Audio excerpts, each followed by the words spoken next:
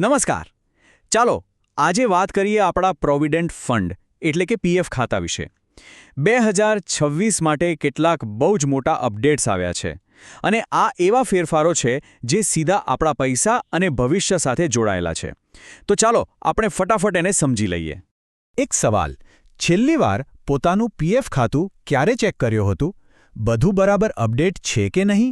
જો જવાબ ખબર નથી અથવા ના હોય તો હવે ધ્યાનથી સાંભળજો, કારણ કે હવે એક નાનકડી ભૂલ પણ ભારે પડી શકે છે.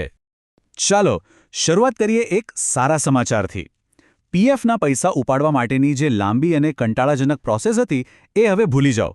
નવી સિસ્ટમ એટલી જોરદાર છે કે જરૂર પડે ત્યારે મહેનતના પૈસા ફટાફટ હાથમાં આવી જશે. જરા અહીં જુઓ. પહેલાં જ્યાં મહિનાઓ નીકળી જતા હતા, જાણે કાચબાની ગતિએ કામ ચાલતું હતું, ત્યાં હવે વીજળીની ઝડપે માત્ર 3 થી 7 દિવસમાં પૈસા સીધા બેંક ખાતામાં. આ ખરેખર બહુ જ મોટો અને સારો ફેરફાર છે. અને હા, બીજા પણ સારા સમાચાર છે. જે લોકો હાયર પેન્શનની અરજી કરીને લાંબા સમયથી રાહ જોઈ રહ્યા હતા, એમના માટે રાહતની વાત છે. ઈપીએફઓએ આ અરજીઓ પર કામ શરૂ કરી દીધું છે. હવે વાત કરીએ સૌથી અગત્યના ભાગની, ખાતાની સુરક્ષા. હવે હું જે 2 વસ્તુઓ કહેવાનો છું એને ભૂલથી પણ અવગણતા નહીં, નહીંતર ક્લેમ અટકી શકે છે. આ 2 બાબતો ખાસ નોંધી લેજો. સૌથી પહેલું ઈ-નોમિનેશન. આ તો કરવું જ પડશે. જો આ અધૂરું હશે ને તો પરિવારને ક્લેમ લેવામાં બહુ જ તકલીફ પડશે. અને બીજું, જે સૌથી વધારે જરૂરી છે, યુએએન અને આધારનું લિંકિંગ અત્યારે જ ચેક કરી લો, કારણ કે જો એ લિંક નહીં હોય તો ક્લેમ સીધો જ રિજેક્ટ થઈ જશે. એટલે આ 2 કામ તો આજે જ કરી લેવા જેવા છે. પીએફ રેકોર્ડમાં નામ કે જન્મ તારીખમાં કોઈ ભૂલ છે? પહેલાં આ સુધારવા માટે ઓફિસોના ધક્કા ખાવા પડતા હતા, પણ હવે એ બધી ઝંઝટમાંથી મુક્તિ. હવે બધું કામ ઘરે બેઠા જ થઈ જશે.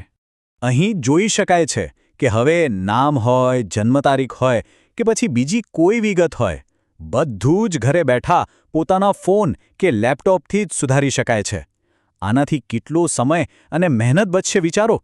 તો હવે વાત કરીએ મુખ્ય મુદ્દાની, પૈસાની. આખરે આપણી મહેનતની કમાણી પર વળતર કેટલું મળી રહ્યું છે અને આ બધા ફેરફારોનો ટૂંકમાં સાર શું છે? ચાલો જોઈએ. અને આ રહ્યો એ આંકડો. હાલમાં પીએફ પર 8.25% જેવું શાનદાર વ્યાજ મળી રહ્યું છે. સાચું કહું તો આજના સમયમાં આટલું ઊંચું અને પાછું એકદમ સુરક્ષિત રિટર્ન બીજે ક્યાંય મળવું ખૂબ મુશ્કેલ છે. તો ટૂંકમાં કહીએ તો આખી પીએફ સિસ્ટમ હવે ડિજિટલ અને એકદમ સ્માર્ટ થઈ રહી છે. પણ આનો ફાયદો ત્યારે જ મળશે જ્યારે આપણે પોતે સક્રિય રહીશું. આ બધી જ ઓનલાઈન સુવિધાઓ છે, એનો ઉપયોગ કરવો જ પડશે, નહીંતર આપણે પાછળ રહી જઈશું. તો છેલ્લે આ સવાલ ફક્ત તમારા માટે છે. આ બધા ફેરફારો આપણું નાણાકીય ભવિષ્ય સુરક્ષિત બનાવવા માટે છે.